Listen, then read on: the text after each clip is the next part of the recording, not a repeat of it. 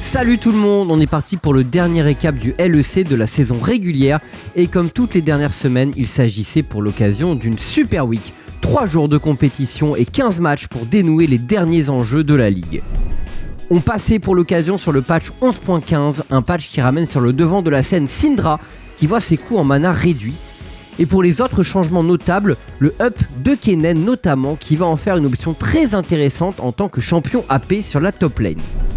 Je vous parlais des derniers enjeux et quels étaient-ils ? Il y avait toujours une dernière place en playoff à prendre et ça se jouait entre 4 équipes, SK, Vitality, Excel et Astralis.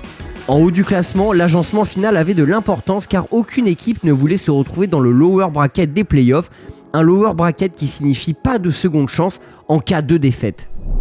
Regardons les résultats de la première journée, il y avait directement des matchs avec énormément d'enjeux puisque Astralis et SK se jouaient pour la dernière place des playoffs.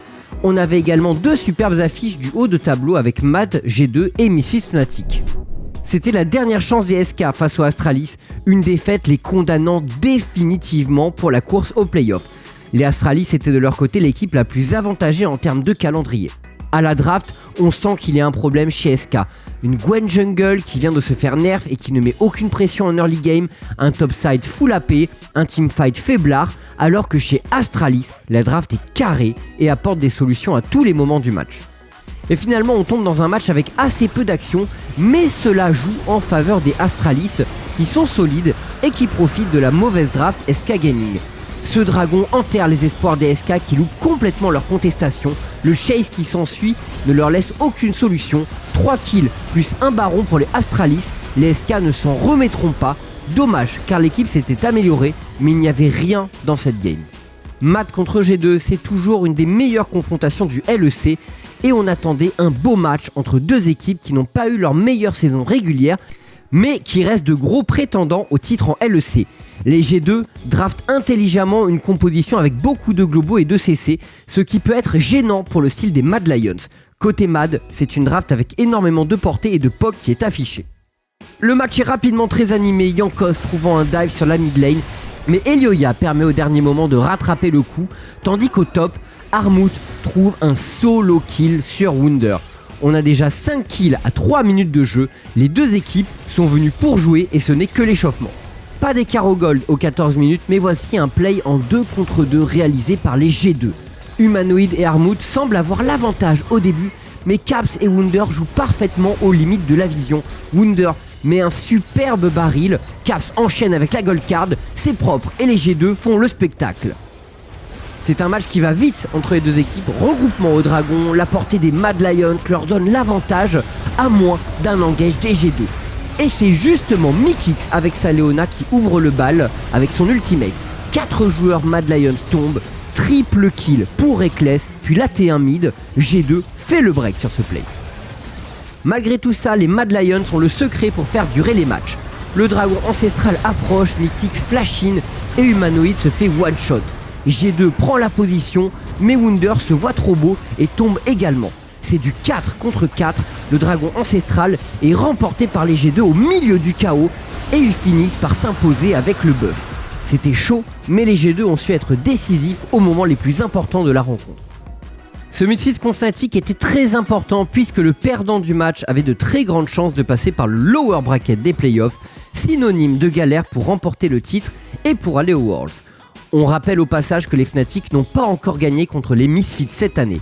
Les Fnatic se retrouvent avec une draft étrange, gros déficit de portée hors du Ezreal et peu d'engage pour aider la Akali à briller. On se demande comment ils vont réussir à remporter le match. Mais les Fnatic remportent leur league game et retombent finalement dans leur travers du mid-game. Adam et Niski veulent trop se battre et les Fnatic répondent à l'appel. Mais VTO outplay, Kobe et Razork réalisent un excellent travail par la suite et les Misfits sont relancés dans le match avec une bien meilleure draft en scaling. Après ce comeback, il fallait une confirmation pour les Misfits. Les Fnatic chase, mais Niski va beaucoup trop loin tout seul. Les Misfits se retournent et punissent avec VTO et Kobe qui sont intouchables en teamfight. Les Misfits prennent le baron Nashor et les Fnatic ne s'en relèveront pas. Quelle victoire importante pour les Misfits, une victoire de plus et ils sont assurés d'aller dans le winner bracket des playoffs. Passons aux résultats de la seconde journée. Il manquait une victoire aux Misfits pour confirmer leur place en winner bracket et elle a été obtenue face au SK Gaming. Le match avec le plus d'enjeux de la journée était le Excel contre Astralis et ont terminé par un match champagne entre Fnatic et Mad Lions. Excel Astralis était très attendu car c'était un match à enjeu majeur pour la dernière place de play-off. Si les Astralis l'emportaient, ils étaient quasiment qualifiés pour les play-offs. Malgré la situation au classement, le jeu de Excel semblait bien plus convaincant récemment. Le break est quasiment fait au niveau des golds en mid-game jusqu'à cette tentative de baron où les Astralis tentent leur chance avec la présence de Markoun en bot lane. Les Excel ne paniquent pas, low BPM comme dirait Marex, Patrick ajuste ses flèches et c'est la catastrophe pour les Astralis qui perdent le baron Nashor. Les Astralis ne pourront pas remonter leur retard et les Excel prennent la main dans la course au playoff. Pour Vitality, c'était go hard ou go home sur tous les matchs de la semaine, l'erreur n'étant pas permise pour l'équipe française si on voulait croire au rêve des playoffs. Mais face à eux, Rogue est une immense épreuve. Les Rogue décident de partir sur une draft très osée avec un Blitzcrank en counter du Thresh de Labrov, le fameux Kennen de Odo amené et une Syndra pour Ansama. Côté Vitality, on investit sur des champions qui sont des valeurs sûres avec le Thresh Aphelios pour la botlane, la Akali de leader et le Renekton de Ziganda.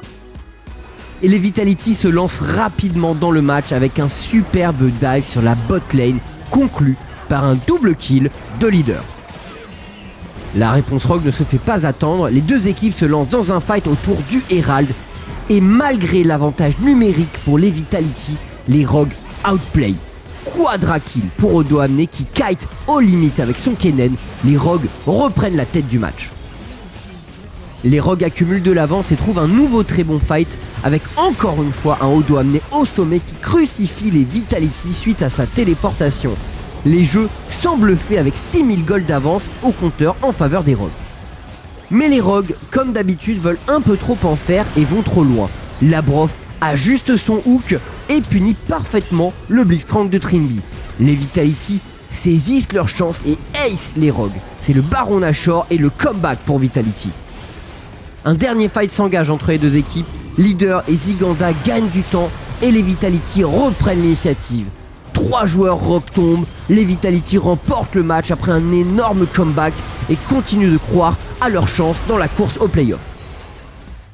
Mad Fnatic, c'est une très belle affiche, mais c'était un match sans enjeu puisque les Fnatic étaient assurés de jouer en lower bracket après la victoire de Misfits plus tôt dans la journée. Il s'agissait donc de faire le plein de confiance avant les playoffs et de rassurer sur le mid-game face à des Mad connus pour leur qualité à ce moment du match. Malgré un match très accroché, les Mad manœuvrent mieux et attirent les Fnatic au Baron Nashor. Désorganisés, les Fnatic perdent rapidement Bwipo et Illisang avant de tenter une défense désespérée à 3 joueurs. Les Mad clouent le cercueil des Fnatic sur ce fight tout en récupérant le Baron Nashor. Game over. Et maintenant les résultats de la dernière journée, il restait 2 matchs à enjeu avec le Vitality Astralis et le G2 Excel. Les Excel étaient maîtres de leur destin et se qualifiaient en playoff en cas de victoire. Pour le reste, c'était surtout des matchs champagne. Défaite interdite pour Vitality et Astralis dans cette confrontation directe. Les Vitality ont gagné leurs 2 matchs de la semaine et rempliraient complètement leur contrat en espérant la défaite de Excel face au G2. Stupeur à la draft avec Zanzara qui jouera pour la première fois Fiddlesticks en match officiel, un champion très loin de ses standards habituels. Les Astralis parient sur une draft très forte en early mid-game, mais les Vitality outscale clairement. Malgré une draft early game en faveur des Astralis, ce sont les Vitality qui prennent rapidement le contrôle du match en enchaînant les kills, notamment sur ce très bon gank de Selfmade sur la bot lane. Les Astralis tentent de répondre mid, mais le dive est complètement loupé et Zanzara donne un kill à leader. Cet early game est catastrophique pour les Astralis. Et les problèmes s'accumulent pour les Astralis. Les Vitality encerclent la botlane et lancent un excellent play. Labrov joue parfaitement le coup et malgré l'ulti de Zanzara, Selfmade enchaîne les resets avec son Viego. Les Astralis sont KO à 11 minutes seulement de jeu et ne se relèveront pas. Le stomp est total en faveur de Vitality qui remplit son contrat dans cette Super Week. C'est un 3-0 mesdames, messieurs. G2 contre Excel, dernier match de la saison régulière. Si les Excel l'emportent, ils se qualifient en playoff. S'ils perdent, les Vitality obtiennent la 6ème place. Les Excel ne semblent pas impressionnés par l'enjeu. Ils draftent contre toute attente une Lilia top et parient sur le Draven de Patrick. Cette équipe n'a pas du tout froid aux yeux, tandis que chez G2, on teste la Lissandra dans le match-up contre LeBlanc. Le début de match se passe bien pour les XL qui dominent au gold et qui semblent en confiance sur leur prise d'initiative. Le rêve des playoffs semble encore accessible. Les G2 se font bouger et Caps se fait one-shot sur son all-in avec Lissandra. Derrière, les XL chargent et tentent de prendre un peu plus. Mais ils n'y parviennent pas et s'exposent en restant beaucoup trop longtemps sur la bot lane. Caps téléporte dans leur dos et le piège se referme. Les XL se font ace et les G2 reprennent la main. Le throw est massif pour les XL. Les G2 enfoncent lentement le clou et terminent le travail sur ce all-in dans la base XL. Caps trouve l'engage et la chasse s'engage. Les XL perdent le match et ne se qualifient pas pour les playoffs du LEC. Les Vitality exultent de leur côté, ils tiennent enfin leur place en playoff. Le top 6 du LEC est donc complètement validé avec Vitality qui remporte le Saint Graal. Il y a eu une bataille acharnée pour cette 6ème place et le suspense a duré jusqu'au dernier match. Pour les playoffs, Rogue qui sont premiers au nombre de points de championnat ont choisi d'affronter les Misfits. L'autre match du winner bracket sera donc G2 contre Mad Lions et dans le loser bracket, les Vitality affronteront les Fnatic et le perdant sera éliminé de la course au titre et aux Worlds. Notre joueur de la semaine est Labrof. Le support de Vitality est le carry de l'ombre de l'équipe, menace en lane, en teamfight, sa justesse d'exécution et ses prises de décision ont amené Vitality jusqu'en playoff. On honore rarement le rôle clé des supports, mais c'était une excellente occasion de le faire. Son avenir s'annonce brillant au sein de la ligue et il devrait être un des tout meilleurs à son poste rapidement. Vous savez tout sur cette dernière semaine de la saison régulière, place désormais aux playoffs et à la course pour les Worlds. Je vous rappelle que l'Europe n'enverra cette saison que 3 représentants et que les places valent donc très cher. N'oubliez pas de like et de nous laisser vos retours et à la semaine prochaine pour un nouveau récap. Salut tout le monde!